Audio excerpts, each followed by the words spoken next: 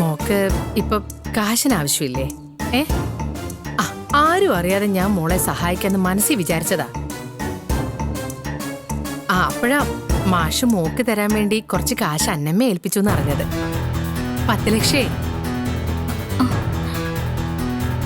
എന്റെ അമ്മായി പറഞ്ഞ ബാലമാമനാണോ അന്നമ്മ ചേച്ചിയുടെ കാശ് കൊടുത്തത്? അതെ.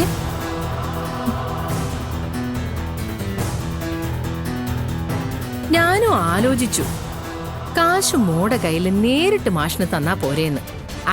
പിന്നെ ചില സമയത്ത് മാഷ് അങ്ങനെ ആണല്ലോ. നമ്മളെല്ലാരും ചിന്തിക്കുന്നതിനും അപ്പുറം ഓരോ തീരുമാനങ്ങളങ്ങ് എടുക്കും. അങ്ങനെ ഒരു തീരുമാനമാണല്ലോ മോളും അരവിന്ദനുമായിട്ടുള്ള വിവാഹവും.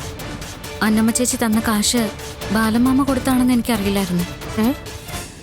അറിഞ്ഞിരുന്നെങ്കിൽ ഞാൻ ആ കാശ് വാങ്ങില്ലായിരുന്നു. അയ്യോ, അങ്ങനെ എന്തിനാ മോളെ അതൊക്കെ വാങ്ങിക്കാതിരിക്കുന്നേ? ചെറുപ്പം മുതല് ബാലമാമ എനിക്ക് വേണ്ടി എന്തെല്ലാം ചെയ്തു തന്നിട്ടുണ്ടെന്ന് അമ്മായിക്ക് അറിയാലോ. ഇനിയും ബാലമാമയെ ബുദ്ധിമുട്ടിക്കാൻ എനിക്ക് വയ്യ.